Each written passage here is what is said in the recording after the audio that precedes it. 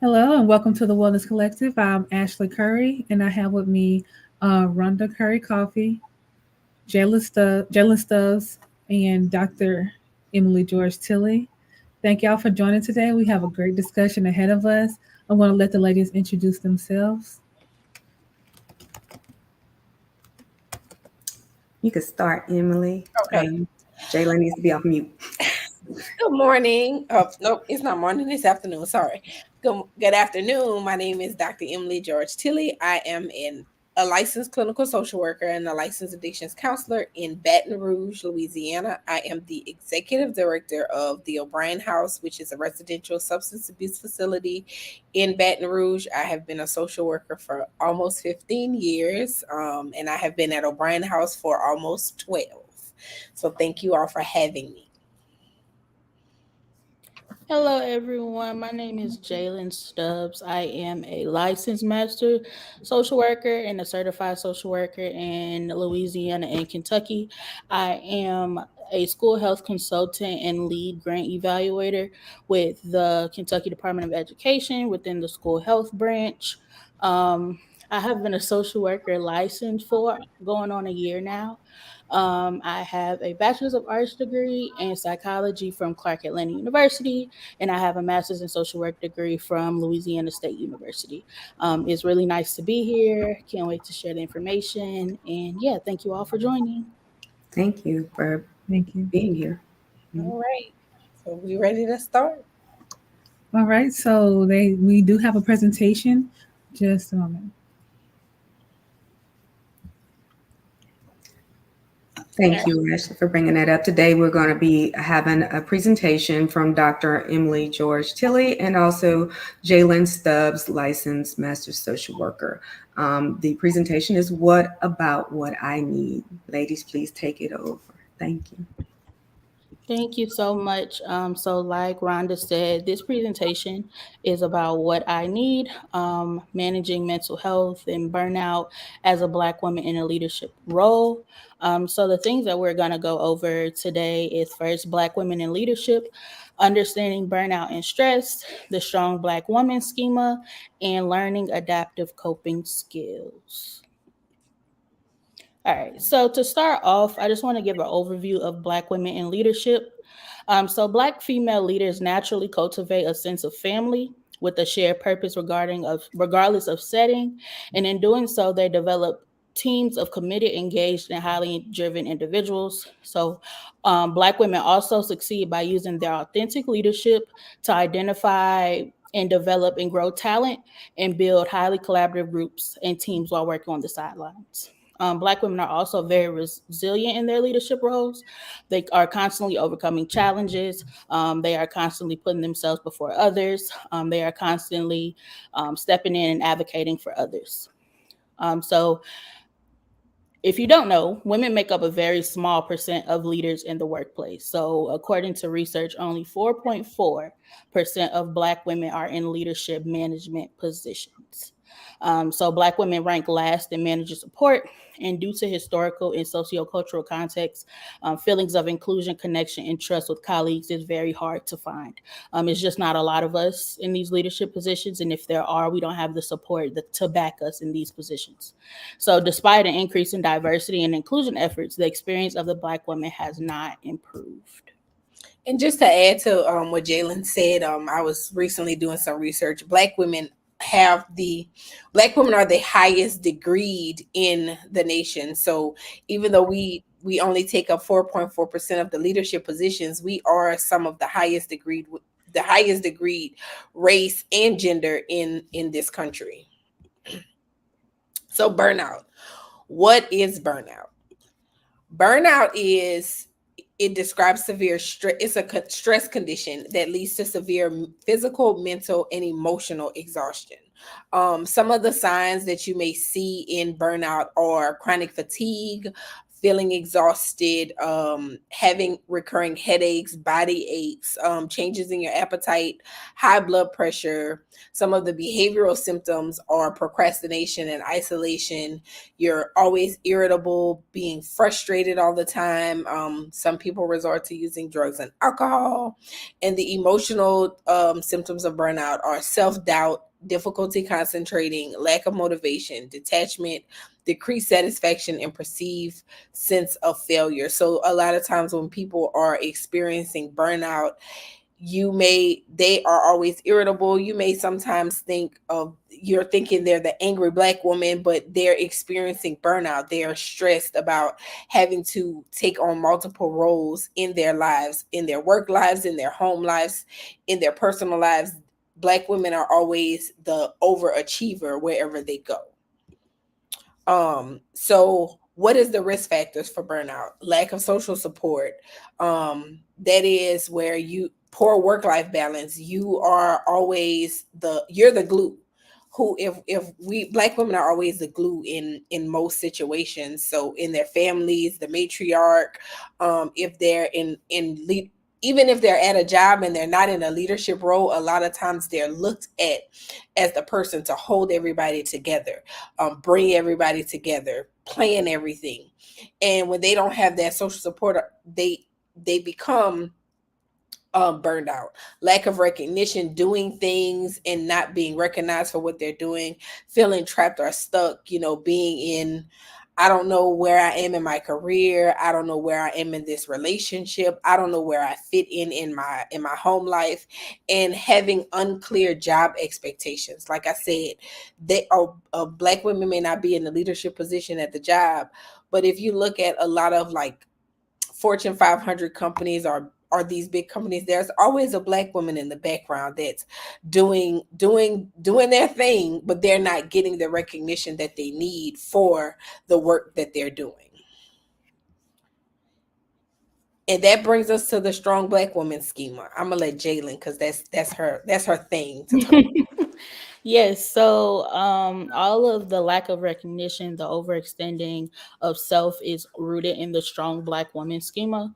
So this just means that black women should display mental and physical strength, stoicism, and nurturer traits, no matter what the circumstances, especially in leadership roles. So black women who identify with this schema experience higher rates of depression, anxiety, and psychological and physiological distress.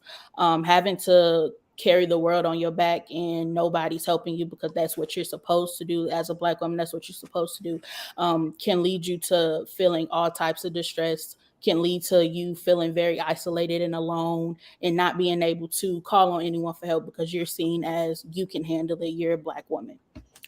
So the strong black woman is a mantra for so much of U.S. culture that it is seldom realized how great of a toll it takes on the emotional well-being of African American women.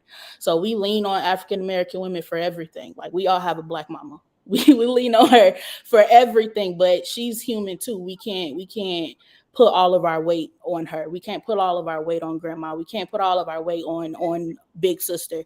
It's important to lift them up and see what they need help with instead of trying to put everything that we have on them. Many black women in America report feeling pressured to act like superwomen, projecting themselves as strong, self-sacrificing, and free of emotion. And as much as it may give her the illusion of control, like I'm in control of the situation, everybody's looking at me, I'm orchestrating everything, it keeps her from identifying what she needs and reaching out for help. So how is burnout different from stress? Because a lot of times people will say, I'm stressed, I'm so stressed, but they're not really stressed, they're burnt out. So with stress, your engagement, you become overactive. When you're burnt out, you're disengaged. You don't want to be bothered. You really want to step away. It says stress means you're irritable and overreact. When you're in the burnout phase, you're numb. It's just like, okay, it doesn't matter what you do. I'm over it. I don't have any stake in whatever it is going on. I feel nothing. Your energy when you're stressed, you have low or high energy. When you're burnout, you have none. Like, I'm not overdoing it, I'm not underdoing it. I'm just here. I have now become a shell because the stress has intensified to the point that I don't want to feel anything. With stress, you have panic and urgency. When you burn out, you're helpless. You feel like, okay, it doesn't matter what you do or say, I can't really produce anything for you. As it says, in stress, you're worrying, you're hyperactive. Well, when you're burnt out, it's paralysis. It's kind of like working around like a zombie. You don't really feel anything. You are in this space of the efforts. Um, Burnout leads to depression. Stress leads to anxiety. Burnout it impacts your emotional first. That's where you kind of feel, well, you don't really feel anything. When you're burnt out from a job, from your family, you just kind of living. When you're stressed, your body feels that stress. And I could speak for myself. I've been in both situations. I work in a highly stressful job, and I've been there for a very long time. And I have had moments of burnout, and I've had moments of high stress. And I will say, when I've had those moments of burnout, I've had to take a step away.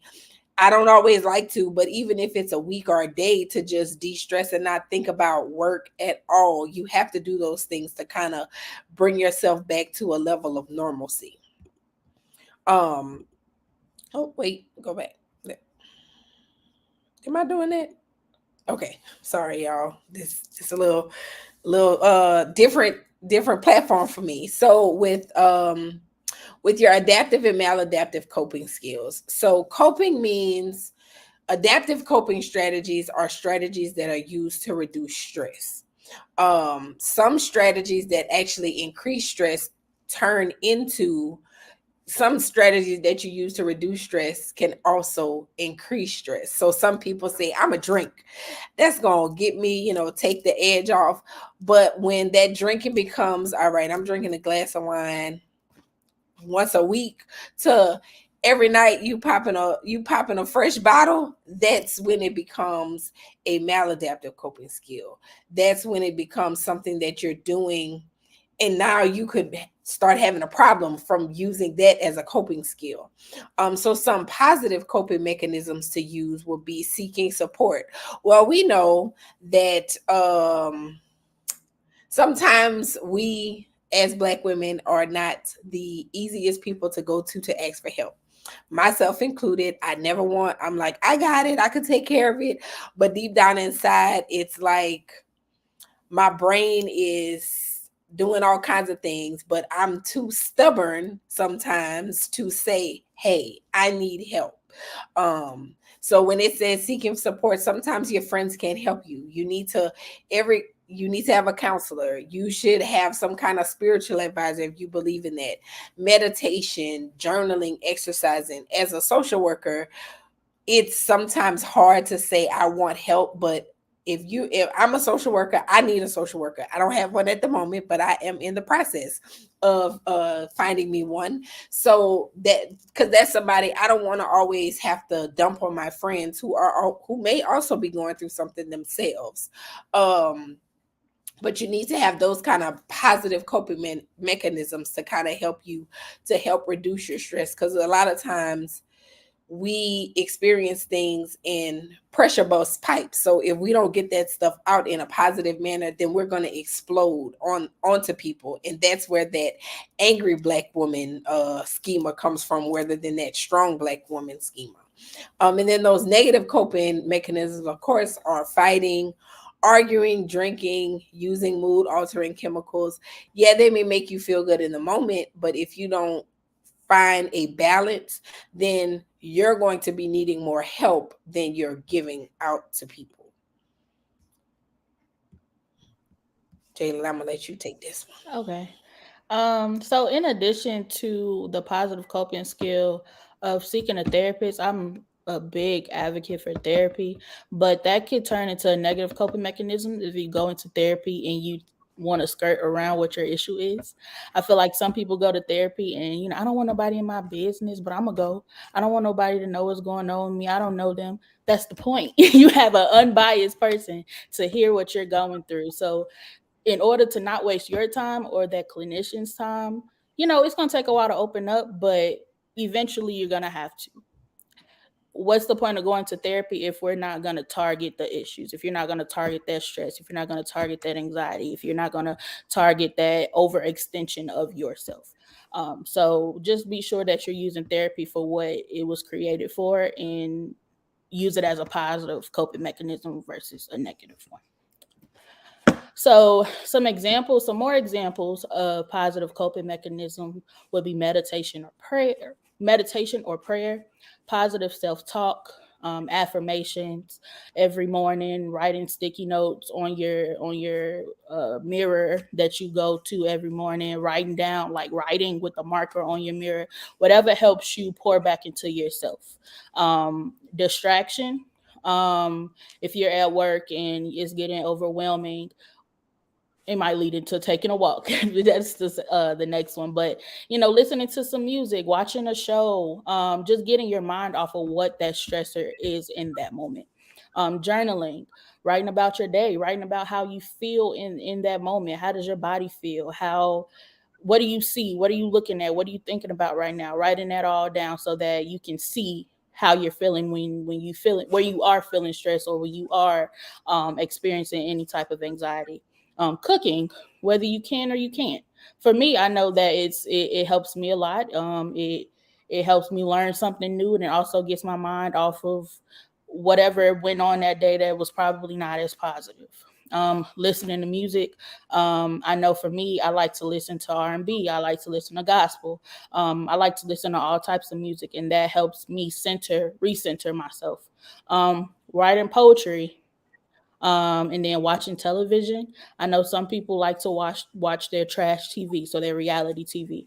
Whatever calms you down, whatever lowers that anxiety. I know people that watch the news a lot, and it's very detrimental to their mental health. So turning the news off and watching something a little lighter, watch a cartoon, watch something that isn't gonna contribute to the anxiety and the distress that you're already experiencing, because the world is crazy. So to continuing to consume that is not going to help you with what's going on with you in your workplace, at home with your kids. So just take your mind off of the serious, the hard stuff, the heartbreaking stuff, and refocus to something a little bit more positive, a little bit more light.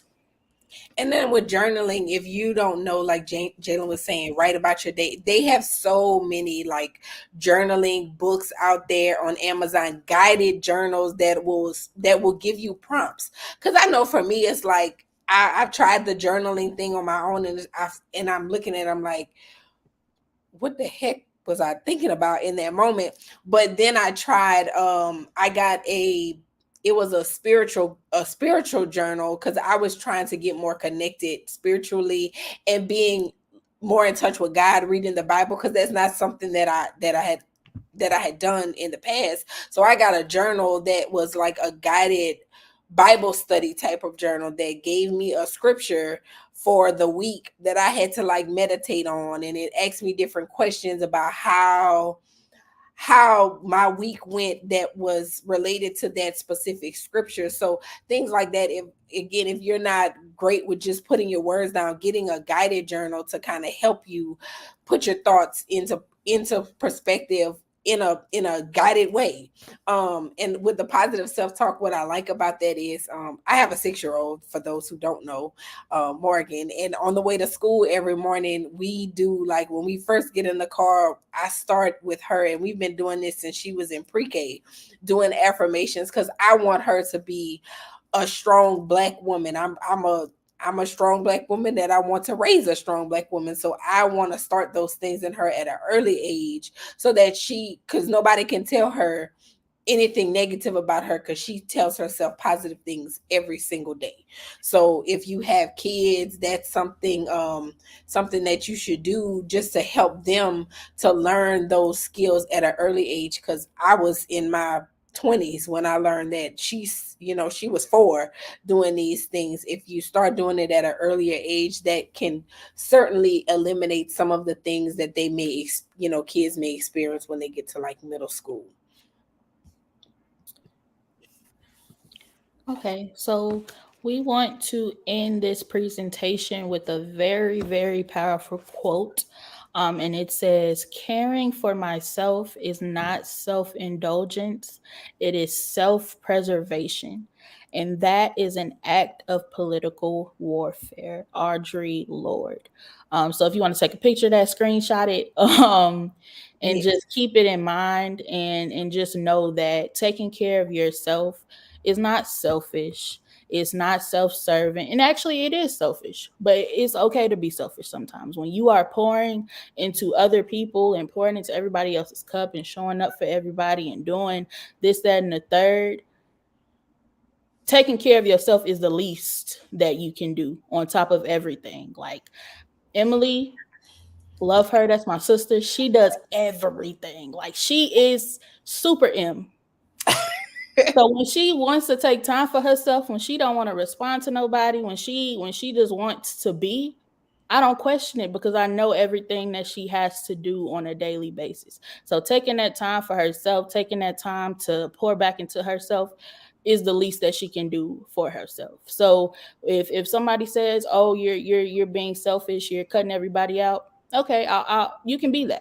Because who are you if you're not filling yourself up? Who can you pour into if your cup is empty? So again, quote says, caring for myself is not self-indulgence, it is self-preservation. And that is an act of political warfare. So And that, with I'm gonna interject okay, go ahead. the things that I'm learning in this, because Jaylen is right. I do too much, and I do for everybody. Like I am the person that takes care of everybody in my life, my family, my employees, my sisters. I'm the person who, if anybody needs something, they could call me. If I don't have it, I'm gonna find it for them because that's just who I am as a woman. I grew up with, even though I had a tumultuous childhood, my mom was always that person that did for everybody, and that's what I learned from. But I'm learning that no is a complete sentence. Mm-hmm. Like I don't have to explain my no. If I say no, that's it. I don't. I don't owe you an explanation. I don't owe you anything except no. No, I can't. No, go find somebody else. No, not right now. No, just no. I don't have to go any further, and you shouldn't have to do that if it's encroaching into your peace. Right. So that's the end of our presentation. However, if Mhm. anybody has questions, I know that our moderators may have some questions for us to answer. So I'm gonna stop the presentation. I do. Can I start the questions right now? Yeah. Piggybacking on what you guys just said, specifically you, Super M, as Jaylen calls you. Um, Explain to me, how do you, as a strong Black woman in leadership role and juggling various different personal and activities, like I know that you're part of 3-4 different organizations, along with you just obtained your doctorate degree. Congratulations for that. How in I'm gonna go real basic, how in the world did you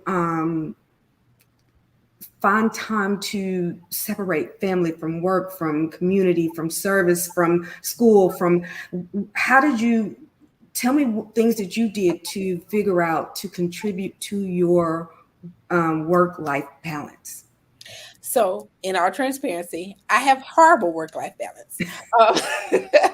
I am a good person I know all the tools, I know, but I do have a hard time saying no sometimes, or not, because I want to be present for people, because I want people to show up for me when it matters. It doesn't always happen, but I'm not gonna stop doing what God has. This is my gift. I feel like I've been gifted to be a nurturing person. Like I like to take care of people. I like to make people happy.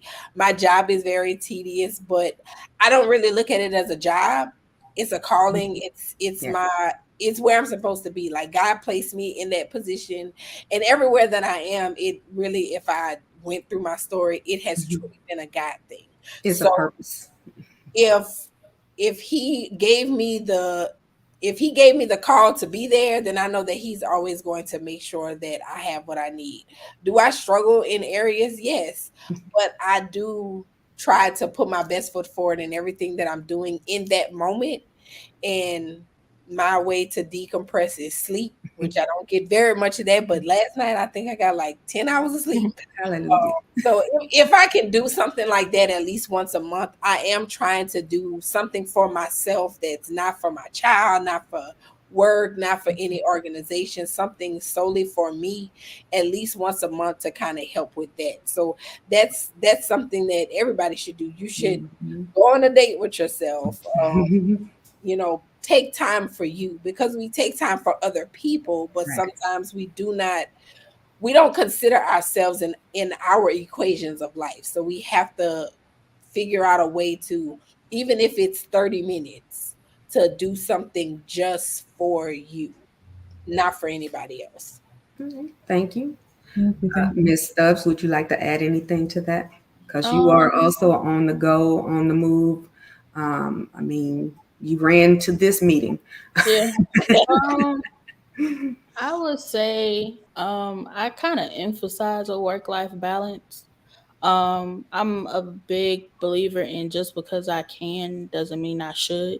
So like I might have time to do something, but that don't mean that I should. Like if I know I'm tired, if I verbalize I'm tired and I somebody asks me to do something and I jump and do it, I know I'm doing myself a disservice. So I've had to learn like just because I can, just because I have the time doesn't mean that I should, especially when it comes to pouring into somebody else when I know my cup is like gone. So, well, the contents of my cup is gone. So I try my hardest to give myself time, be alone, um, making sure that the things that need to be done are done, and then everything else is up to my discretion.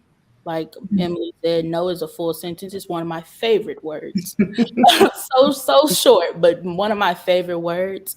And I think leaning into that has done me a great service. And I'm glad that the people that are around me are supporters of that. Like if I do say Mhm. no or I can't do it right now, they're like, okay.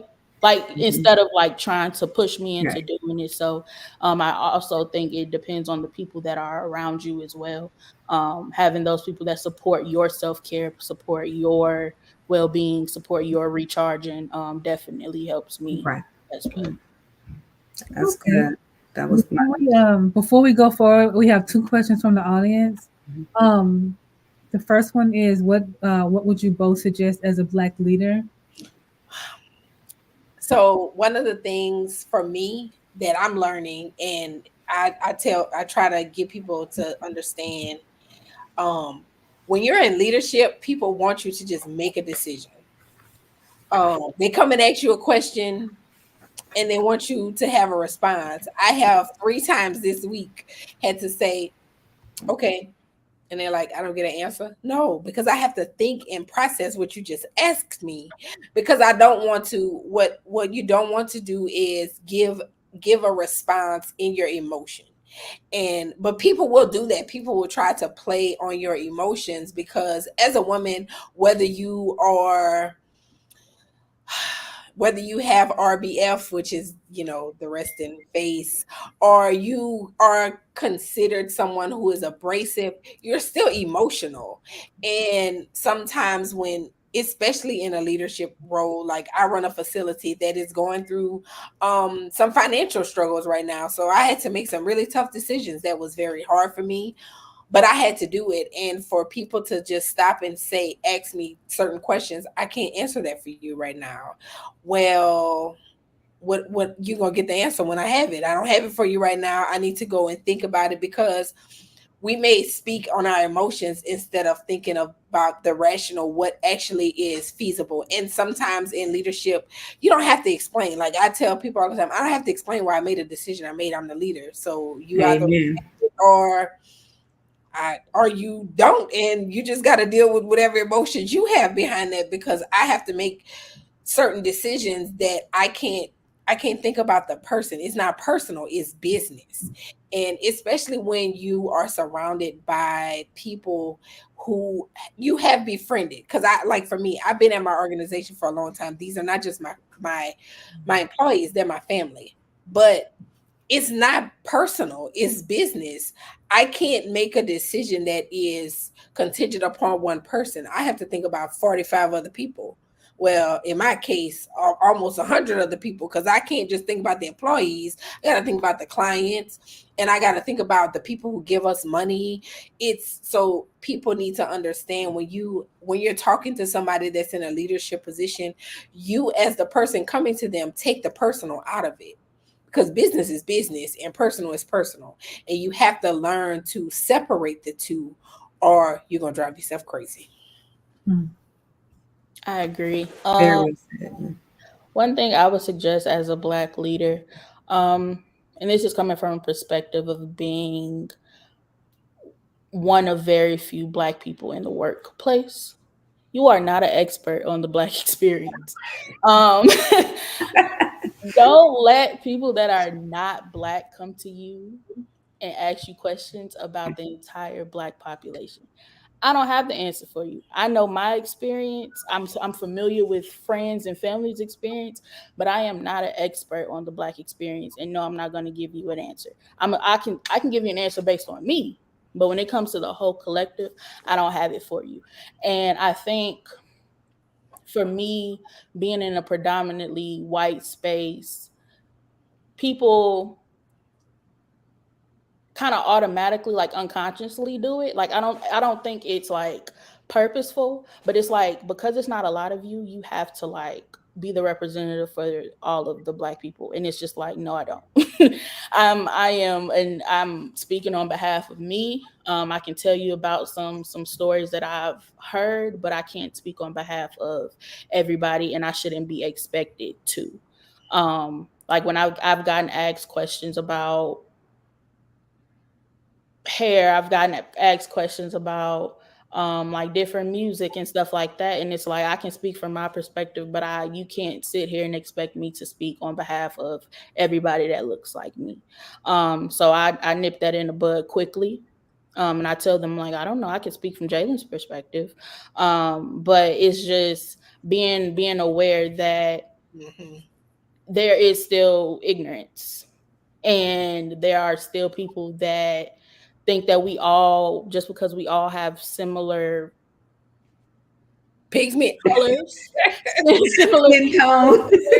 skin tones, that we all share the same experience. And also, just I guess extending off of that, it's not your job to educate. It's not your job to educate people on Black people, because Google is free. Books are at the library. Get you a library card, open it up, open a book up, watch a documentary. There's so much information out Mm. here that will educate you way better than I ever could. So it's not your job to educate the masses on the Black experience. So yeah. Absolutely. Yeah. So the questions did pour in. Before we move to the next question, Rhonda, did you have any input on that question? Well, I did want to piggyback on some things, but I think the questions from the audience are going to cover some things. So go ahead and see. Okay. So the next question we have is it normal to try 2 or 3 different counselors before you find the right one who suits your needs, or should you try to make it work with the first counselor you meet? No, counseling is like a relationship. You gotta find what suits you. Like,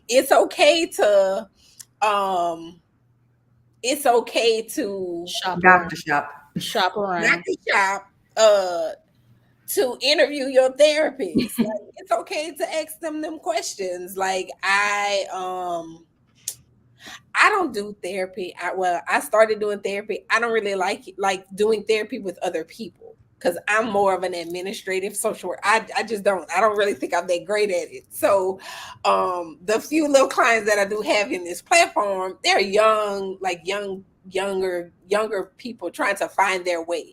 I can do that. I can help you figure out, like, professionally what you need to do. That's my wheelhouse. I'm not really good, and I'm good at group counseling. I don't really prefer individuals, but you have to ask those questions. And if the shoe don't fit, don't force it, because then you're wasting your money and you're wasting their time.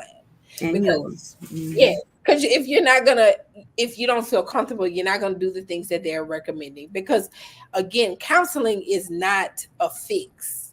Counseling is a tool to help you fix yourself.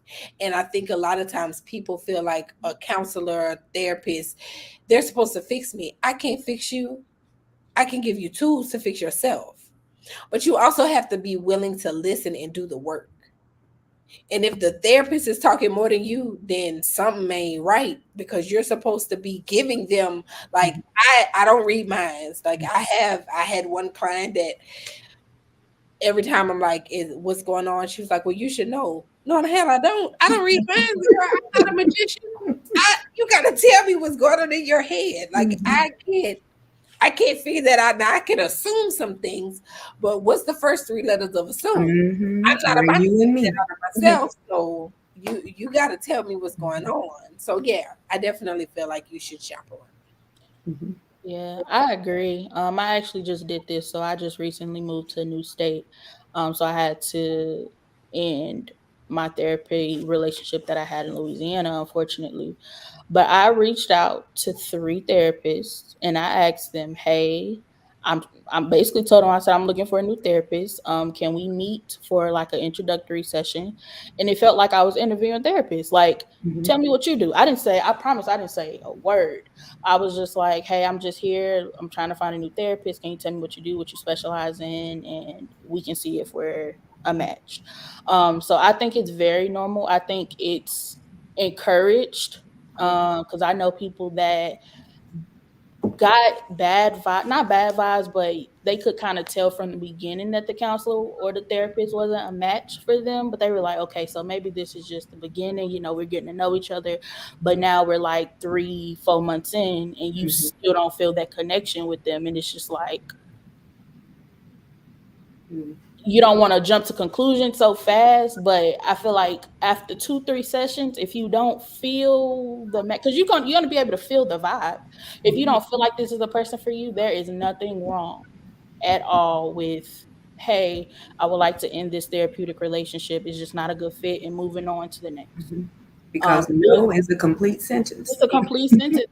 This is for you. You are giving them money, and you're giving them a lot of money if you don't have insurance. So it's like, And most counselors, people don't realize that most therapists, or if depending on the situation, they offer like 15-minute consultations for no cost. yep. So if you're not sure, if you're kind of on the fence, then ask them, hey, do you do a consultation at a lower fee or for free? Yeah. Because that's a way for you to kind of see, like, it's kind of like what people say, the person you're supposed to be with after about 15-20 minutes. It's the same thing with a therapist. You're gonna know if you're gonna gel with that person, because you can tell, like, their facial expressions, the tone in their voice, if it's not a good fit in 15 minutes. So ask if they do a consultation for free, or at a smaller rate than what you would be paid. Yeah. Also, think you. Oh, I'm sorry. No, go ahead, Jaylen. Oh, I also think so I use Psychology Today to find therapists. And on Psychology Today, they tell you what they specialize in. They tell you what their like their populations that they tend to work with. They tell you whether or not they're like Christian based, religious based. So I think if you use those types of outlets, it's very, very important to read what they offer and who they, because I've seen therapists like decline clients like based on their needs or refer them out, but some therapists will still be willing to work with you even though not their expertise. So I think to avoid 2 or 3, 4 different therapists, do the research on the therapist and see what they offer, and if your issue is anxiety and they don't work with anxiety, maybe you need to find somebody else. So just do your research before to not even avoid, but to limit the amount of interactions that you have. And because like interviewing 3-4 therapists, that can prolong the time that you actually are gonna get help. So just do that research, see what they have to offer you, and if it's a match, then reach out to them. But if you don't see it's a match when you online, maybe you just need to go to the next person. So, Mhm. can I ask a question regarding that? I do understand you as an individual, you're going to seek help from a therapist, and at some point you feel that it's not a match. But at what point in time, if you're going to see 2, 3, 4 therapists and they're not working, at what point in time do you do a self-reflection to indicate to you? Because you said it earlier, Dr. Emily, you said we're strong Black women and men sometimes, and we do not like to seek help in a professional setting. So at what point in time do you do a reflection of self to say, are the therapists that I'm going to not beneficial to me, or am I not dropping my guard enough for them to Yeah. be beneficial to me? You know what I'm saying? Uh, I would say after the third time, if you done went through 3 different people and they all have similar backgrounds and these are what you're saying you're looking for, it's kind of like a relationship. If I'm saying I'm looking for tall, dark, and handsome, and I'm getting tall, dark, and handsome every time I come, then what about the tall? Then maybe I don't want tall, dark, and handsome. maybe, yeah. I want something else. Yeah. You And need to do self-reflection on what are you looking for myself really about what I want. And sometimes people say they want therapy, but they don't want people to tell them about themselves, because a therapist is supposed to be honest with you. Like if you are, it shouldn't matter. I don't care if you get mad at me as a client. Like if you're telling me something, my job is to give you the tools that will help, or to reflect back to you the things, because therapy should be like looking in a mirror. They should be able to see inside of you from what you're saying and be able to give you back what you don't see in yourself. Mm. And sometimes people are just not willing to get that honest feedback about themselves. And a lot of times sometimes that's why therapy doesn't work, because they're not ready for the honesty. And if you're not ready for the honesty, then stop wasting your money. Yeah. Yeah, I see James Garrett in the audience said, trust your instincts. It's pretty much what it boils down to. Yeah. I agree with everything that Emily said. Also think some self-reflection needs to kick in when somebody asks you, like, why didn't it work out, and you don't have an answer. Like, I've had friends that have had many therapists, and it's just like, why didn't it work out? I don't know. I just don't think they're a good fit for me. And I feel like if you end a therapeutic relationship, there has to be a reason why that person was not for you. It could be something small, like I don't like the way they talk. Like, but you don't have like one reason why. And I think that's when we got to like sit down. Like, if you don't have a reason as to why, what what are you doing in those sessions? Like, what part are you playing in those sessions? And then I've also had people say, I don't like these therapists because they're always in my business. Newsflash. That's what people get paid to do. I'm sorry. Your business. That's what they're gonna do. So it's just like, it's either you want the help, or you're gonna find a different way. Like, don't waste your time unless you're ready to do the work. And I feel like after 3 therapists, we need to sit down and be like, what part am I playing in these therapeutic relationships? So Absolutely. I think y'all covered that question pretty well. So we're going to move to the next question. What advice would you give to young professionals trying to move up the corporate ladder to get those director or executive director positions? Okay, well, I would say, because the job that I'm in, I actually did that. So I started off as a counselor. When I got there, the like within the first week, I was trying to find out everybody's job. I had no intentions of ever being the executive director of this facility. Let me just say that. I just always have been a person when I go into a job, I want to know what everybody does because I want to be a person that's going to be needed at that place. Mhm. So you can't, if you're gonna let me go, okay, you're gonna have to let me go after you offer me something else that I may have that I may know how to do. So I go into any job in any place that I work and I'm like, what I want to know what everybody does. I want to be able to do everything.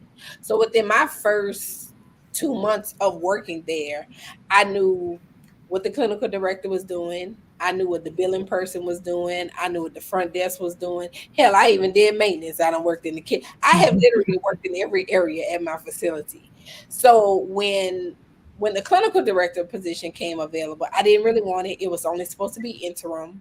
Somebody was the clinical director was being let go. I was the only person who had the professional credentials to take the job. I was at that point I was 26.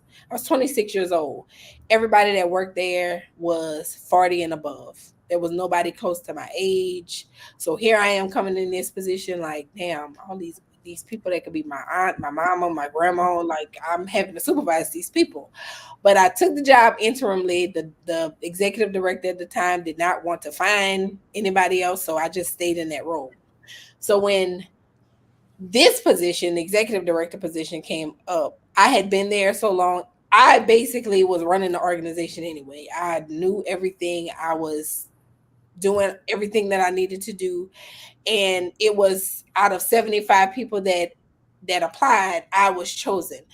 And I'm not gonna say it's because of well, it is because of who I am and because of when I go into jobs, anywhere I go, I want to know everything. So I feel like if you want to move up in the ladder at a job, you have to be a person that is showing up, not necessarily overworking yourself, but they have to know, like jobs need to know that they can depend on you because they're not going to put somebody in a leadership position that they can't depend on.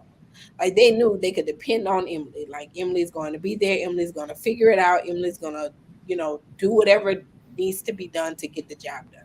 So just being willing and being open and asking questions, asking them the hard questions that, other people don't know, getting to know the ins and outs of those jobs. Even when you're going to apply for jobs, do your research Yeah.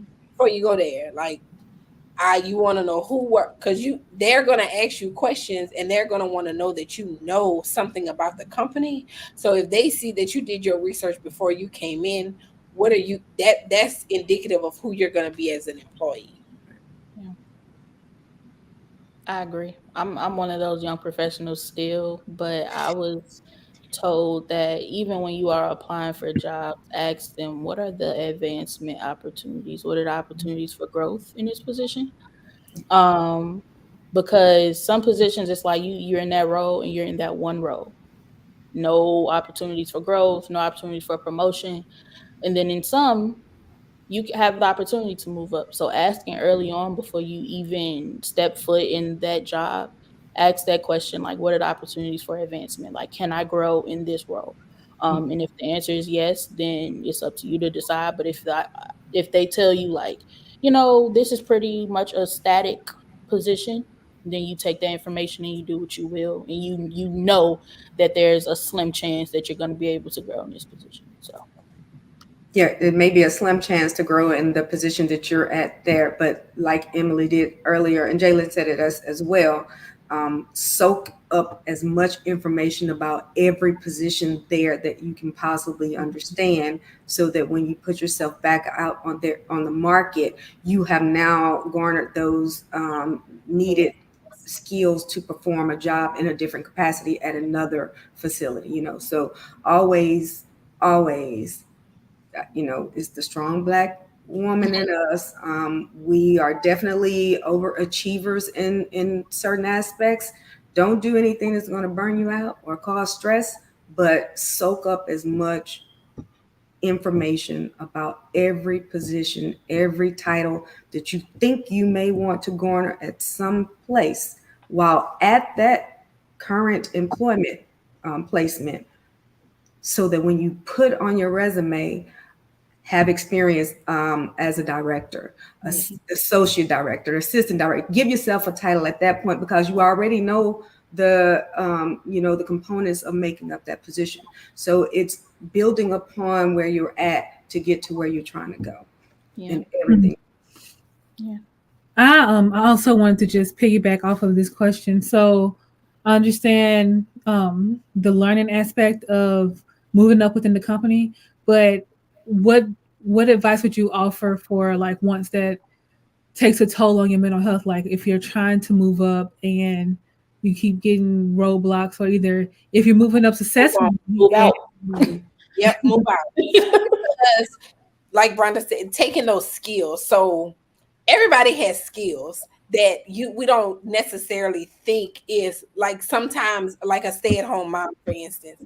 She may not have worked in years and she's like, I don't know what to put on a resume, what skills I have. Girl, you run the household. That's a job. Leadership, Transportation, safe transportation, you're cooking meals, you're preparing schedules, multitasking. you're multitasking, you're teaching, Mm-hmm. you're being a nurse. You have Mm-hmm. all those basic first aid skills. You got to be creative, even Mm-hmm. if you don't like.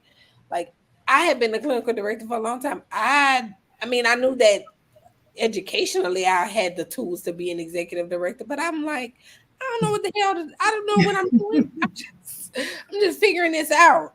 But even as a clinical director, I didn't know what I was doing. I just was like, okay, I could do this. Let Mm-hmm. me go ahead on and read. Let me figure this out. Google, like Jaylen said, Google is free. Mm-hmm. Um, you gotta look and see, okay, well, this is what this job description says. How are the things that I have, the skills that I have built, how does that fit into that?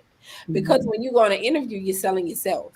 And no, you may not be able to move up in that place, but you can take all the skills you learned from that place and put it somewhere else because you are a prize to somebody. That job may not see that prize and you may need to go, shop it to somebody else.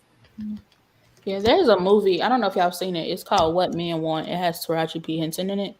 And she was in like a like sports management, and she was like the best. But because she was a woman, they weren't trying to advance her. And she thought it was because she needed to get into the heads of men to see how they operate. And maybe if she put herself into a man's shoes, they would move her up.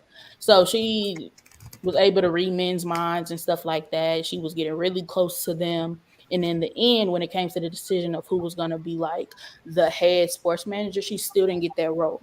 So everything that she did, everything she went through to know what a man wants, because it's a man's world in the sports management industry, she ended up leaving and building something for herself. She built her own sports management firm. So if you feel like you're doing everything that you have to do, if you feel like you have all the tools, like you're exceeding, you're going above and beyond, and your position still isn't, or the multiple positions, you feel like it's a pattern, like they're not advancing you. And as Black women, we're very susceptible to being overlooked no matter how much we do. Maybe you need to go into business for yourself. Maybe you need to use everything that you've done to be your own director, because obviously the work that you're pouring into these companies, these corporations, these organizations, they're taking it, but they're not giving you any recognition for it. So pour into yourself, hire your own team, and be the director that you wanted in those other positions. So maybe you just have to move out and do things for yourself. Absolutely. Nice. Absolutely. And so the next question we have, you mentioned your coworkers that are your family. Do you think it is important to develop this type of community within the workplace? Um, it depends. If it's organic, yes. But don't force it. It just so happens that most of the people that I work with, that I had worked with, they've been there for a long time. So we with each other all the time. We kind of have this thing that the clients say, they have to do say three things when they graduate from the program. keep God first, to thine own self be true, and you'll always have a family at O'Brien House. So I can't say that we tell this to the clients and we don't live that same thing. We are a family, dysfunctional as hell, but we family. We got we used to have, not anymore. We got the crazy auntie, the uncle that's like, why the heck does he come here every day? So we have that family dynamic because we are all together. I think it's important to have a community at your workplace to learn each other and learn strengths and weaknesses of the people that you work with, because you got to know, like, I need to know your trigger points. I need to know how you feeling it, depending on the type of workplace. So we work with people. We have to be able to people with them too, because if we're not getting along, then the clients feel that. And that's when, in our setting, they can learn to manipulate and staff split if they know, oh, Miss Emily don't like such and such, so if I do this, like, they pay attention to those things. They're like, so if you have to learn how to be cordial with one another and respectful. I don't always, and let me say, they my family. I don't always like them people. I love them, but I do not always like them. I don't have a problem telling, I don't like you today. Please leave me alone. And that's okay. But you just have to, you gotta do what fits. But if you're not comfortable in a work situation with people that you're going to be with majority of your day, then you may need to reevaluate if that's the place that you need to be. Nice. I agree. I think it's very important, but I don't think it's always possible to develop a type of community in the workplace. Um, I can speak for me. Being in a predominantly white environment, I'm not gonna lie, I'm weary just being one of the only black people on my floor. Um, and also you have to, before you can build that community, you have to like vet people. You have to have those separate conversations with them just to see where their head is before you can build a community. Um, but sometimes it's not always possible because, let's face it, sometimes when you're the only black person and you're excelling and you're doing well, and salary transparency is a thing. If they find out you're making more, it's like they're gunning for you or they don't like you, so that sense of community kind of goes out the window because you're a threat at this point. um and like Emily said, sometimes if community is very important for you and you're not getting that in the workplace, maybe you need to find somewhere else. Because sometimes the people that you work with are the only people that can get you through the day. Like when you're having a bad day coming to work, the people that you work with can make or break your experience at work. So Yes. if you're not with people that are there to uplift you, make you laugh, tell you, "Hey, girl, guess what happened?" Like, like just to be there for you outside of like the serious work stuff.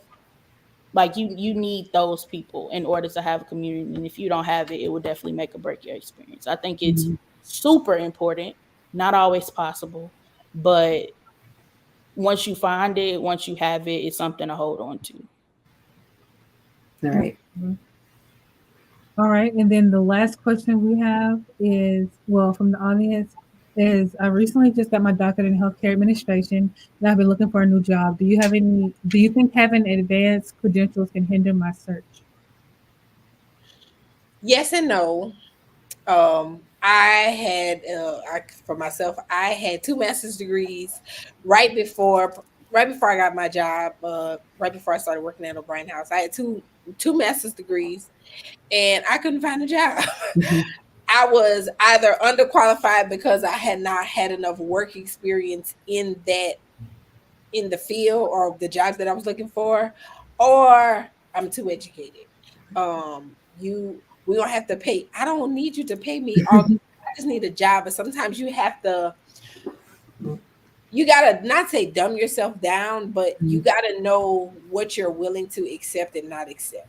So, and if those credentials don't transfer, are not really important for that job, then you gotta have like I have two resumes. I got a skills resume and I got a resume with all the stuff that I have. If I'm going to look for a job like a counseling job or just doing something basic, I'm not going to give them the resume that has everything on it because they're going to look at it and be like, we can't pay Mhm. this lady. I'm going to give them this resume so that it makes it like, okay, we could pay her.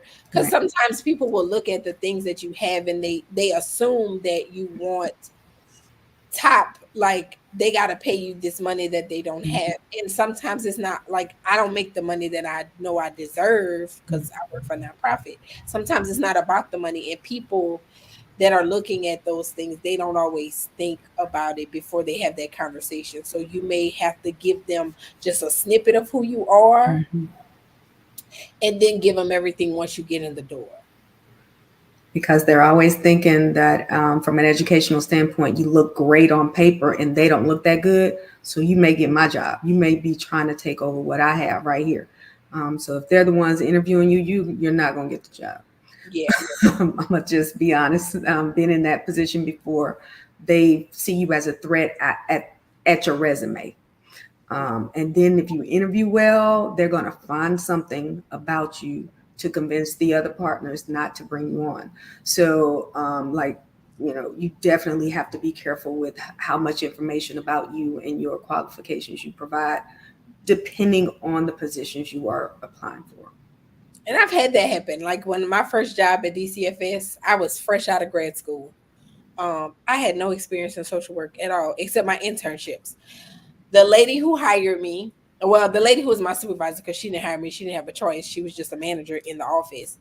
She said, "That's what's wrong with y'all young people. Y'all come in here, got these master's degrees, and y'all just think y'all gonna move into a supervisor role." I mean, I said, first of all, no disrespect, I don't see myself being here long term. Like I'm here to get my experience and move on. I don't want your job, lady. And I Mhm. told her just like I don't want your job. I'm not trying to work you out of a job. I'm just here because I had to give these people 12 months of my time back for this stipend that they gave me. And after the 12 months that Truth I be told, reevaluate if I'm gonna still be here. yes, ma'am. So yes, the one thinking that you're trying to take their job. I don't want anybody's job. Hell, Mhm. sometimes I don't want my own. So no, I'm not trying to get your job. But if Mhm. people think that, that's on them. You can't control other people. Right. So they gonna think what they want to think, whether you give it to them or not, it's in their head. And congratulations on your doctorate in healthcare administration. Somebody is gonna snatch you up, girl, and they Mhm. be blessed because they have you. Yep.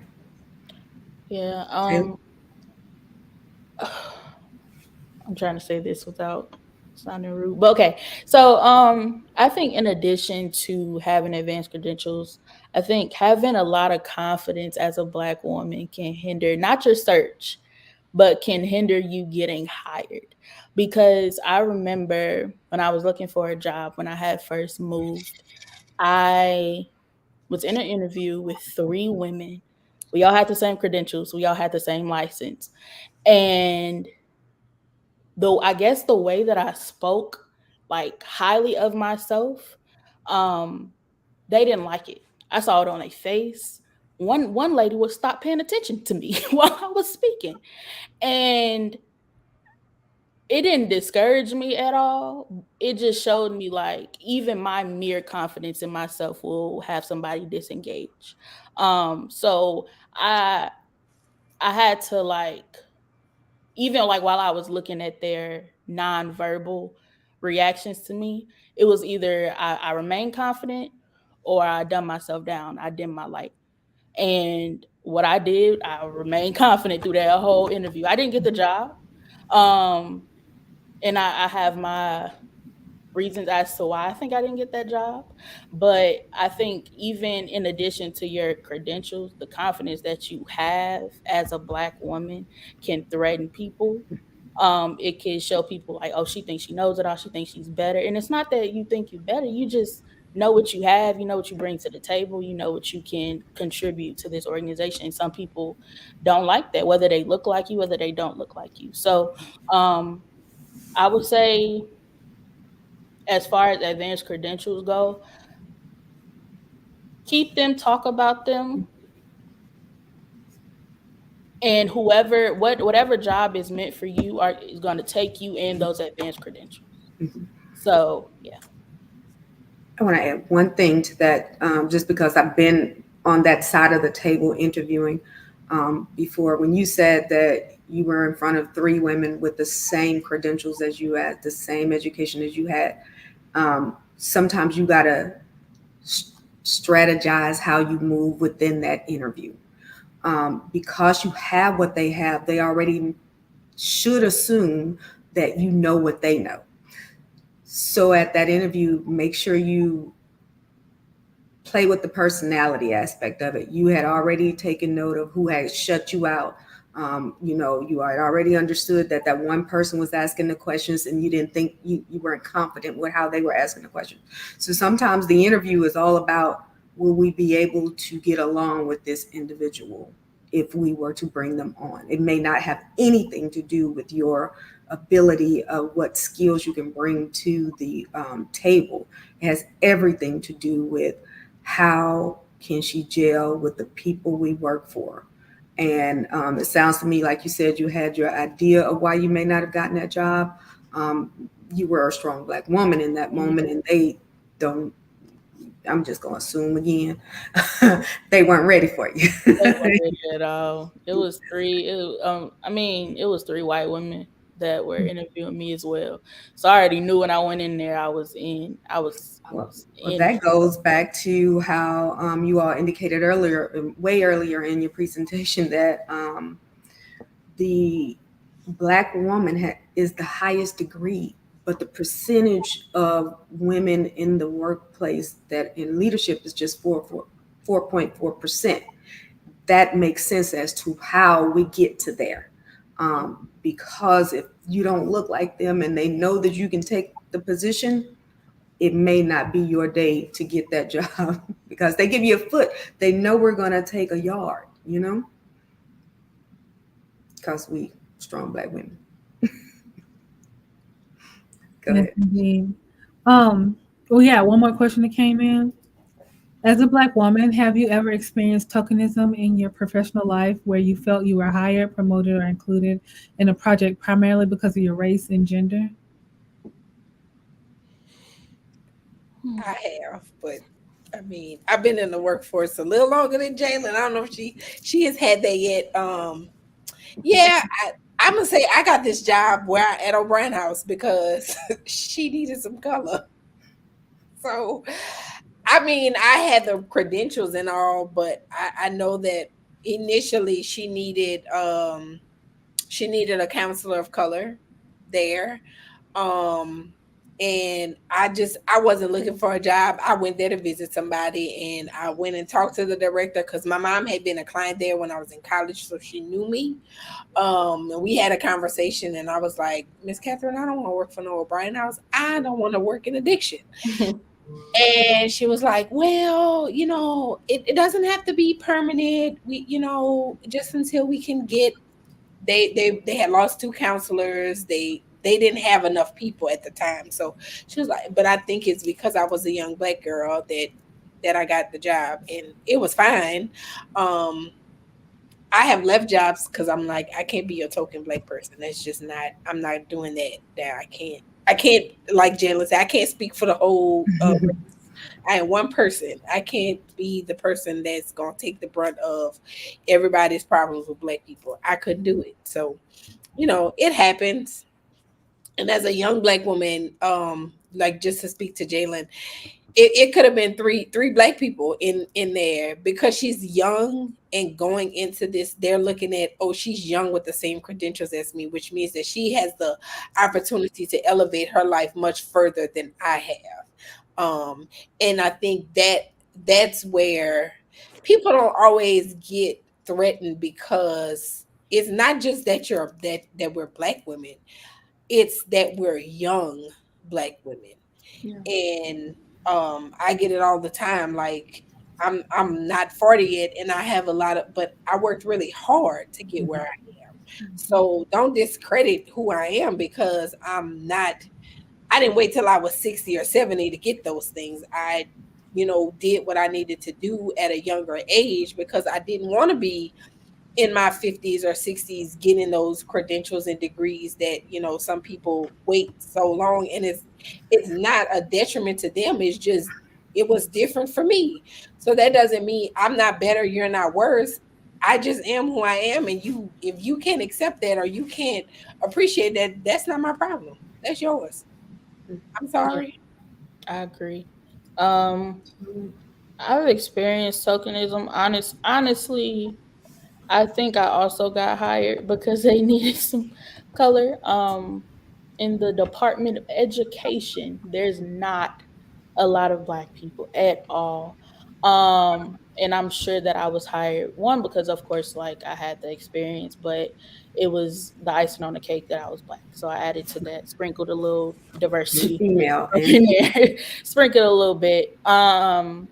So there was a second part to this question. Um, Let me see if I can find it.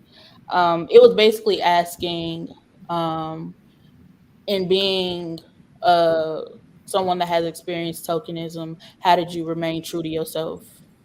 mm, Because if they hired you as like one of the only Black people or one of the only women, how did you remain true and not kind of lose yourself in that environment? So, Emily, if you want to answer, I can answer after you for I like this. mean, just I'm about to say, just being yourself. um And honestly, I had a thought and then it kind of went away, but I'm trying to get it back. Using who you are as a tool, not as a crutch. Like, they need to know who, like, when you go in a room, being confident in who you are, do that all the time. I'm always gonna be Emily. I'm always gonna be Black. I'm the youngest and the only African American director at my facility, and we've been in the community for 53 years. So in 53 years, I am the first Black executive director of this organization. And I use that to my advantage. Now, do some of the donors and supporters that have been supporting us for a long time, they have stepped away because of my skin color? Yes, they have. oh, Um, and at this point, I don't care because those people aren't for me. Um, I feel like if you're gonna support me, you're gonna support. If you're gonna support the organization, you're gonna right, support the organization, whether I'm Black, white, blue, green, purple. right. But those people aren't for me, and that's okay. I'm not everybody's cup of tea. I don't give a damn. I'm gonna be who I am, where I am. You gonna like me or you not? Um, and once I got that notion that I'm not here to be liked, I want to be respected. I don't really want to be liked. Then that made me that made it better for me to really walk into who I really am. Like, I know, I'm that girl. I can say that today. I am that girl.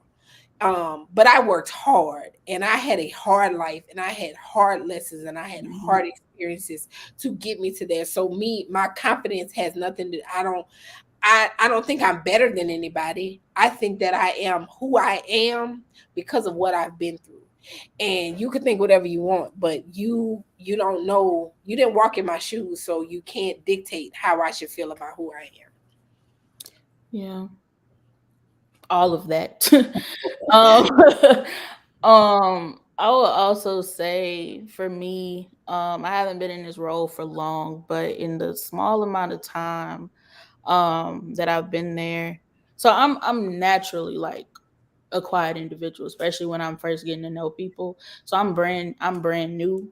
So I'm sitting at my desk and I have my headphones on and I hear somebody say like, "She's so quiet."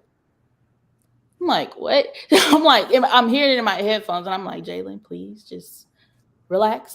Just because it's like she was whispering it, but it was like it was weird. And I'm like, what's wrong with me being quiet? And then the man had like he told her, he was like, sometimes we need quiet around here. And it's just like even me not saying anything is an issue for people because people are expecting me as a new person to go around and try to make friends with everybody. And that's not who I am. There's nothing wrong with that, but that's just not how I operate. So you want me to spark conversations, you want me to talk, you want me to just be just openly telling all my business, because that's what they do there. They tell, I Mhm. hear everybody be telling their business, and that's just not me. And it's just like, it's so easy to, like, in order to fit in, to do things that are out of your character, not even out of your comfort zone, out of your character. But Mhm. I'm very, like, intentional about staying true to who I am, because it's so easy to be consumed with what's going on around you.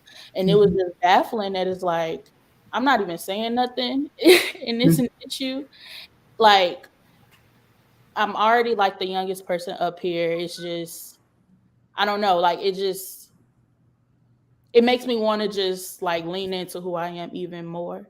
And it's like, I don't like purposefully bothering people, but if my mere presence bothers you, then so be it.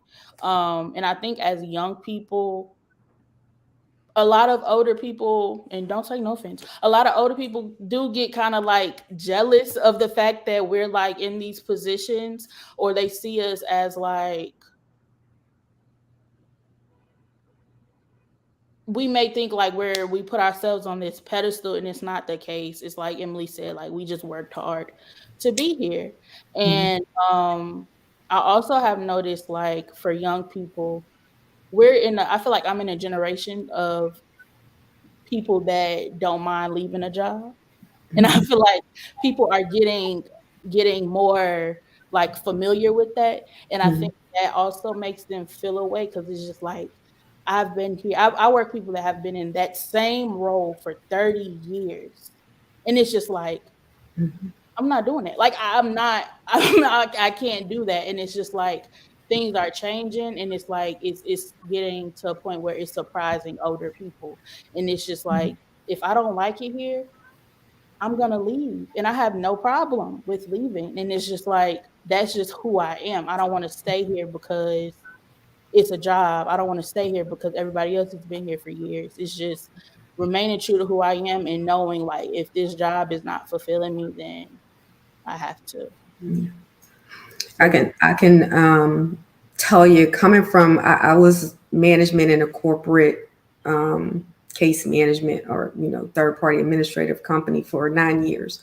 Um, and what I heard a lot of when hiring the fresh new individuals were from the people who I was managing, is that I heard, we aren't supposed to discuss salaries or, compensations or whatever, but it was more so of the people who had been there and worked, like you said, 30 years in that position, were resenting the younger people to come in that same title and mhm. starting basically where they are at now after they've worked that 30 years to get there. But your salary is right here. I didn't get that till I was 20 years in, something to that effect. Yeah. So I can tell you that a lot of resentment from the seasoned people Yeah. come towards you all without you even realizing why. So just, keep that type of stuff in Yeah. mind when you are seeking employment, because it's just how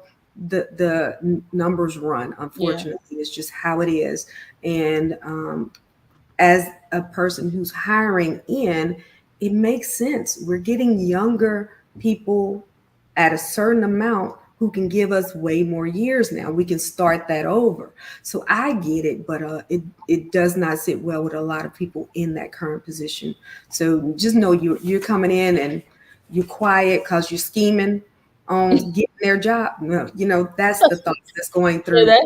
that's what I feel like is the outlook on it, when it's just like, I'm quiet because I come here to work, Hmm. come home. Hmm. Like, it's just And when, like, if I have a conversation, I have a conversation, but it's not like something that I'm intentionally trying to do. So, right. and I'm sorry for using the word jealous. Thank you for using the word resent, because I couldn't find the word. And I think it's a little bit of envy, but I can empathize with those individuals, because I'd be very upset if I was in a job 25, 30 years, and somebody that Hmm. still on probation is making more, or Correct. if the same as me. So I understand it. Um, I just wish I just wish it wasn't the case. Like, it's normal, I can see it, but I just wish it wasn't the case. And if it is the case, I just wish it wasn't like the frustration and the resentment wasn't taken out on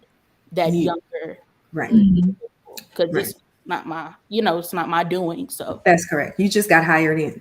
I just got here. I'm new here. Exactly. I just, they negotiated with me. You need to talk to people you work with 30 Yeah, years. that's But fine. you're right. It's unfortunate, but you all do get the trickle down of the whole dynamic of the situation. Yeah. But knowing that going in helps you to understand the circumstances that you just put yourself within. So just keep that in mind if you are looking for a job and you have made it to the table and you have made it into the position. The eyes that are looking at you from the seasoned people aren't necessarily mad at you. They're mad at the The situation. system, yeah, the Mhm. Or system. they mad at themselves because they burn out. They're burnt out of this job. Yeah, Right. They have now put themselves in a position that they can't leave. yeah, That's They have Right. to be there right. because there's a difference in the way you interact with people when you have to be there and when you want to be there. You can Absolutely. tell the people that have to be at a job yep. Mhm. versus the people that really want to be at a job. Mhm. They're the ones stressing you out and burning you out. No. Mhm. The ones that have to be, the ones Projecting. that they have to be, and they're projecting their resentment towards themselves because they're not resentful to you, they're resentful to themselves. Mhm. I'm How did I get in this position? Yeah. It's kind of like a bad relationship. I'm not gonna beat my own self up, so I'm gonna beat up the person that's coming in that that doesn't know, because I'm not gonna Mhm. do it to myself, so I'm gonna do it to other people, and you can Mhm. tell. That's when it's kind of like when management just say it's time for you to move on. You Yeah. need to go somewhere else because you're making the workplace Mhm. stressful for other people. Mhm. Or like Jaylen said earlier, is the new age employees. They may look at the situation like, I'm not here for that. I gotta I'm go. moving Yeah, on. So yeah, yeah, and that unfortunately that's exactly what that seasoned worker sort of puts you in a position to you make the decision, because I don't really want you here, because as long as you're here, you're a threat to me. hmm, Inadvertently, not straight hmm, up, but yeah. inadvertently. So if they can force you out by being mean and rude and just basically causing your workday to be miserable, then they've won. They Um, won. Yes, yes. Mhm. I'm done. Sorry. So I do have another well, my own questions. Um, I want to bring it back to the presentation. Can you share some thoughts on how one can effectively manage their mental health while embodying strength and resilience as a Black woman, or what strategies have you found helpful? Self-care is very important. Utilizing your tools, whether, like, again, back to therapy, or you have to find a way to take care of you in the madness. um Sometimes that can be difficult. Like, I know for me, being a mom, I was a student, I was a everything. It was oftentimes difficult to find time for me, um to really unwind, but I had to, and I'm trying to do that, make me more a priority. Because if I'm not well, then my daughter's not well, the people I work with aren't going to be well. Mhm. So you just have to figure out some kind of way to fit you into the equation of everything you have going on. Mhm. And that's stressing you out too. Yeah, Sometimes. yeah. I would say, as far as maintaining your mental health while in the workspace, trusting the people under you and delegating. Like, Mhm. I've seen people, I've seen people, Black, white, who don't trust the people under them, so they take on everything. Like, Mhm. that is stressful. I don't aspire to be that type of leader in the workplace. Like, I No. would hope that the individuals that work with me and under my supervision are able to do the task. That way I can delegate and not feel like I have to do everybody's job, because that could be really, really taxing. It's like you doing everybody's job. You're neglecting your role because you're Mhm. doing everybody else's job, or you don't trust the people to do their job. So it's like I have to take on all of this. And it's just like you're stretching yourself thin because of the lack of trust. So I Mhm. think learning how to trust, learning how to delegate, well, if you learn how to trust, you'll learn how to delegate. But just learning how to do those things, and it'll I feel like it will literally like work wonders. Like Right. you could probably physically feel the load coming up off of you because you're no longer doing everybody else's job. Like these people were hired for a purpose. They were hired to help you. Mm-hmm. They were hired to support you. Use them, you know. So it's like some people don't even give them one chance. Like it's just Right. they just don't trust that much. You don't even give these people a chance to prove themselves. So I think learning how to trust in the workplace will work wonders for your mental health. If you don't have Mm-hmm. everything to worry about, you can worry about your job and you can worry Mm-hmm. about yourself. That's right. My mom said you have to, sorry, Katrina said you have to be intentional on making yourself a priority. Ooh, that word been coming up and popping up everywhere. Be intentional. Mhm. She's absolutely correct. That's, I mean, it's period, mom. She's right. If you're not intentional, you're going to allow, like you guys said earlier, you're going to allow your no to turn into a maybe and then into a yes. You have to be intentional about it. Right? Very good. Mhm. Ash? Yeah. Yes, I do. I do have one more question. What is one piece of advice? Hold on a second. This is written kind of weird. Hold on. Mhm. What's one piece of advice you would give a younger you that would have helped you mentally with where you are now? Go ahead, Jaylen. I'm gonna let you go first. Dang, you didn't even give me a chance to think about it. Ashley, can you repeat the question? Yeah, hold on. I'll put it on the screen. Okay, perfect. That'll work.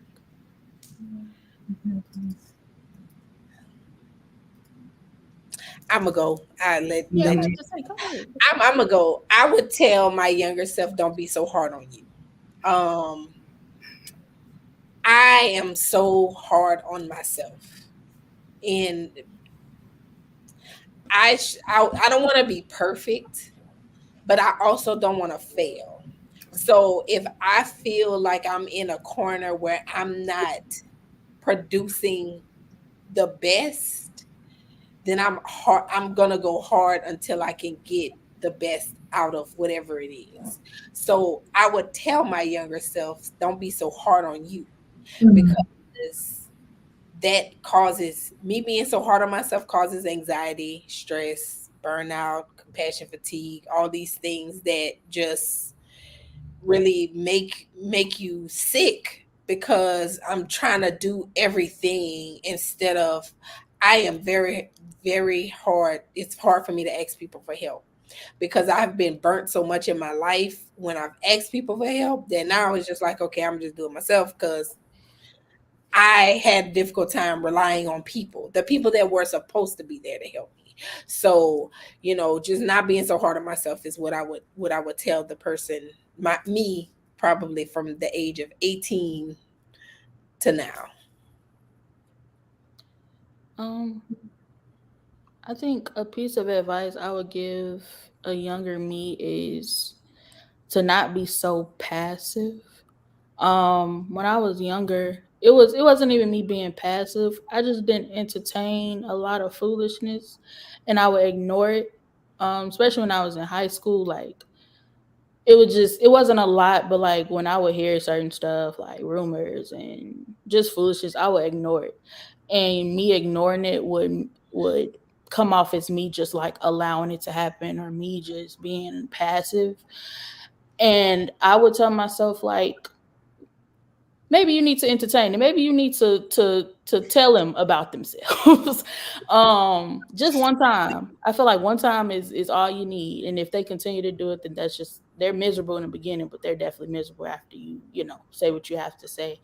Um and because now I feel like I there's a lot of things that I still don't entertain, but I'm very like I advocate for myself a lot more. um I don't let things slide as much as I used to. So I would tell myself like, you can let some things slide, but some things you have to acknowledge, you have to nip in the bud. But I'm glad I've learned that now. Like, I'm still young, and I have that ability to speak up for myself, speak up for other people.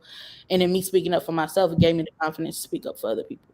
So I think if I did that when I was younger, a little more when I was younger, I feel like it would, me being able to advocate would have came a little early, a little earlier. So I would just tell myself to not be so passive. It's okay to speak up for yourself.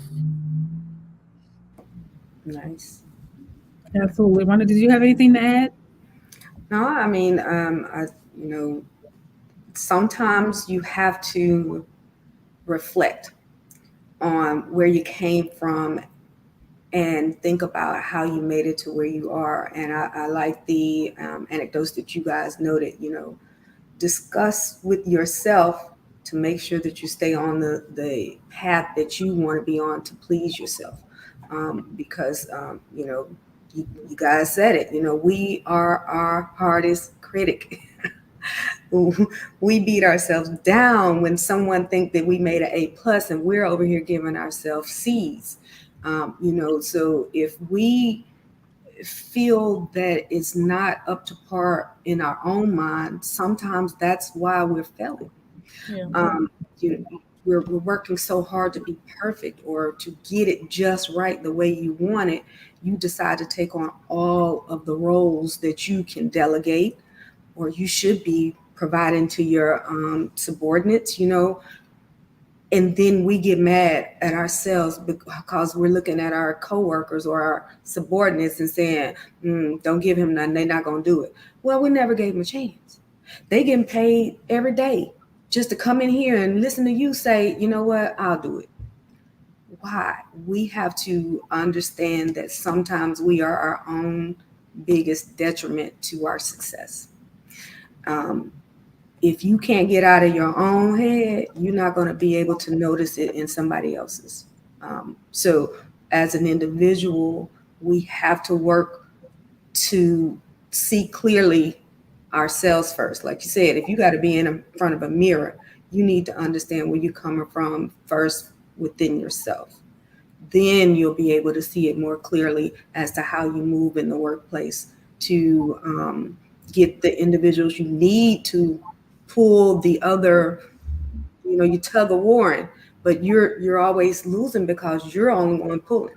You got to make sure that you can get out of self, get out of your own way, and allow the people to take the stressors off of you, take the problems, the things off of you that will prevent you from going into burnout, because you're taking it all on yourself.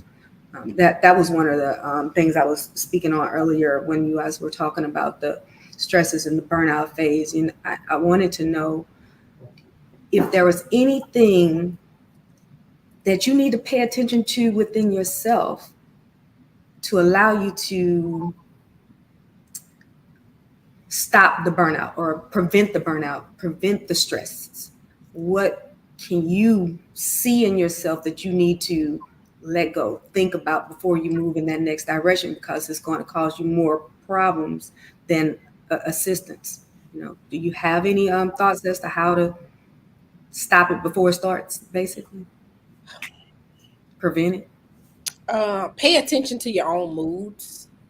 If you I knew that I was getting to the burnout phase at when the few times off, because I've been there a few times. Mm-hmm.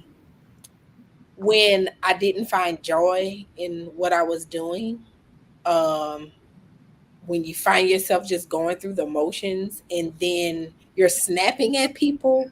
Like, I'm a nice person, generally a nice person. When my attitude kind of gets like, when I start telling people about themselves, then I'm like, yeah, I'm getting burnt out because now I don't care. Mm-hmm. So you got to know your own, again, you got to know your own trigger points. So when I get to that point where I'm like, I'm gonna say being shady, or being nasty with people for whatever. I need a break because y'all getting on my nerves, and it's not about to be pretty. So you got to know what your. For me, that's what it was when my attitude started shifting in the workplace. Mm. That's when I'm like, yeah, I need a break. My attitude is changing. Good. I haven't been, and like, thank God, I haven't been like burnt out often. I think the most burnt I was when I was in my master's program. Um, and when I would feel like I'm on the verge of being burnt out, I think I would know I'm on the verge of being burnt out when all I could think about was school. Like that's all I thought about. Like come home, I got this assignment to do. I'm stressed about this presentation. Like there was no separation. Like there was Mm. no when I come home, school is off. School is always on for me. And that's when I knew I'm like, yeah, we gotta do something to get your mind off of it. Um so I think what I did to prevent it was if my work wasn't done by 10:30, that computer's still gonna close. It's still gonna close and we're gonna continue it tomorrow because I think consistently like not having a boundary for work and school will cause you to become like obsessed with it. Mm. And like I said, there will be no separation from like your life and what Yeah. happens at No school or at work-life balance. Yeah. yes, you need it. And I'm sure we've all been through a master's program. It's no joke. It's so hard to get, it's so easy to get wrapped up in what's due, when is it due, and grades and everything under the sun that you have to be intentional Mm. about closing that computer, separating yourself, leaving campus. Maybe you need a self care day and not go to class. I don't recommend it in grad school because missing one class is a week. But Sure. if you feel like you really just am becoming overwhelmed with that stressor, you need to separate yourself from that stressor. Yeah. You can sacrifice one day for the sake of your mental. And I didn't do it often, but when I did, I felt so much better. Yeah. Like I felt a lot better. Like the teacher's gonna post it online anyway. So I need to take this time for me to regroup and get back to me, and then I can take school head on again. Yeah. But once I start becoming obsessed with it, that's when I know I need to release Step it, back. Hmm. step back, or step away from it. Yeah. And so, like one thing in the workplace that when Jaylen said step back, that I think people can do, if you have the opportunity to take a lunch away from the office, away from your job, like even if you don't want to go sit in a place, take your car and go 5 minutes of not even around the vicinity of where you work, because sometimes you just need to release and get that off of you, like um it's hard for me. It's hard because I'm on call 24/7, even when I'm not. But I try to not do when I get home now. I'm doing a much better job of not doing work stuff when I get home. I may be doing all kinds of other things, but I try to leave work stuff at work. Mm. Um, and at least once a week, I go somewhere off of campus to eat lunch. Like I'm trying to go, if even if it's at Subway or whatever, you gotta or if I'm just going drive by myself to get lunch, and I take a while before I go back, because you have to learn to separate. Whatever it is, whether it's work or school, you gotta have balance. You gotta set one of our alliance sisters, she sets herself timers. She's like, I set timers for things so that I don't, go over one particular task. Nice. Yeah. Yeah, because I see a lot of people like eat and work through their lunch, those working lunches. But it's Oh, like working lunches are supposed work. to be s- one few and far between. We Mhm. shouldn't be working and eating at the same time Mhm. because that doesn't give you any opportunity for rest and to reset. One thing I do like about my job is they give us an hour and a half each day to go to the gym, go work out. And that's still like counted as your work hours. Like they have a wellness program. And I really like that because a lot of jobs don't prioritize your wellness. So to give employees an hour and a half to leave, go to the gym and come back and not that's not taken out of their check or nothing.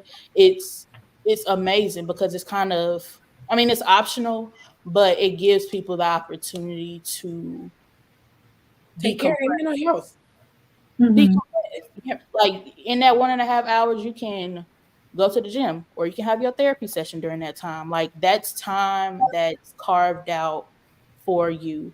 And as far as like students, when I was in grad school, like I found myself doing a lot of work in my bed. Like before it was time to go to sleep, like my bed is supposed to be for sleeping. It's supposed to be for me to unwind. Why do I have my computer doing homework in this bed? And it had got to the point where it was like I was so tired, but this had to get done. Mm-hmm. So what I did was I set that 10:30, everything shuts off. And I made sure like if I was gonna do my work, I was gonna be in the dining room at a table, or I was gonna be at a coffee shop, or I was gonna be in a library. I was gonna be somewhere that was conducive to working on homework. My bed is not conducive to my because I'm gonna doze off and nothing is gonna get done. So I think the environment in which you do things is so important. Like you have to separate where you relax from where you work. Like Yeah. those lines cannot get blurred because it's gonna be very, very hard to get out of that. Mhm. Makes sense. It does. I think it's cool that your job has that wellness incentive, which brings me to my next point. We have a program coming up. We're getting ready for a Mind Over Miles virtual race. It's basically like a virtual 5K, 10K, whatever mini Ks you want to run, walk, or ride. And I think that a lot of people don't understand how their physical well being affects their mental health. Could y'all speak a little bit on that? Whew. Physical well being affects your mental health. It really does. I'm not the healthiest right now, but when I was working out, like I was going to a gym and I was doing it. It boosts your confidence if Mhm. you're you feel healthy. Like I lost weight. I was sleeping better. My mind was clear, Mhm. more clear. When I was healthier, I wasn't as lethargic. Like I get through the day, but I'm always freaking tired. Like, Mhm. and working out is a it releases endorphins, which helps improve your mental health. So it's important, even if it's just doing 30 minutes of some kind of activity a day. You gotta get moving because when we become stagnant, and that's in our bodies and our minds, that's when them intrusive thoughts and all those things will come and take over, and you will find yourself in a very unhealthy place, mentally and physically, if you don't get to moving. Something about it. Yeah. I in addition to like working out, I really need to get back in it because I did feel better. Like I was tired, dead tired, but like I felt better about myself and I felt my body just felt a lot better. Like even in the midst of the soreness that I would feel, I felt soreness, but I didn't feel heavy, if that makes Mhm. sense. Like I felt a Mm-hmm. lot lighter and I had more energy. Also noticed that when you eat healthier, you feel a Mhm. lot better. Um, like with certain foods, I think as a black community, like we get the itis and we go to sleep. Some food, and it's like that's not I mean, the food is good, but you don't want to ever feel weighed down after you eat. And I've noticed like, and this is something I still have to work on, but I noticed when I eat healthier, I have more energy. Like Mhm. they say food is supposed to be fuel. So like if the food isn't like getting you going and giving you the fuel to get through the day, then maybe you should be eating it in moderation and not as much. And like certain foods you eat can also affect your mental health. Because I know for me, if I am eating sweets late at night, I have nightmares, and it's like that's not healthy at all. So like I make sure that like if I do eat something sweet, it's not late. Um, I'm trying not to eat as much sweets at all, because in addition to like nightmares at night, it doesn't give me an energy throughout the day. Like it actually like contributes to me like crashing. So the food that you eat is supposed to fuel you, fuel your brain, fuel your body. And I just think we just should be a lot more mindful of the food that we consume. And I'm telling myself this. I'm not even talking to nobody else. I hear you. I hear you. Myself. Whoever wants to receive it can receive it, but I'm talking to me. Just watching what you eat and making sure that it's beneficial to your body and not breaking it down. Right. Yeah, I agree. Those affirmations kind of do work like work like that too. It's like, yes, I can work out and I can Yes. better. Gotta speak it. I do thank y'all so much for coming on, giving your presentation, and staying to answer questions. Before we wrap up, I did want to just check and make sure, was there anything else that you guys wanted to add? I don't have anything. I don't have anything. This is my first podcast. I wish Me more too. podcasts were like this. Very good. Yeah, Nice. 'cause And it's live, so yeah, that's awesome. I'm like, and I don't really like podcasts because I feel like it's a lot of foolishness being discussed. But I think even though like I'm a part of this podcast, but more podcasts centered around things that are beneficial and educational are definitely needed. So Ashley, this space is amazing. Whoever else you choose to have on here, they are entering a safe space, an educational space, a space where they can ask questions and be themselves. So That's right. kudos to you for this platform, and thank you for Yes. having us. Thank you. This is amazing. Yeah. Yeah. Thank you. Thank you. Well, I appreciate y'all for coming. I appreciate y'all who all watched and stayed tuned in. Thank y'all for your time. And that's all we got for you. Thank Thank you. you. Please continue to tune in for any upcoming podcasts that Ashley may have coming up to, continue growing as Yes. she's very good foundation. Spread the word. And if you find people in your workplace or anywhere that you feel can contribute to the discussion, please shoot us an email, shoot us a text or something, because we are only here to find answers to the questions we all have. Yes. Well, thank you so much, and I definitely will be sharing this. If you need any more people to just let us know, and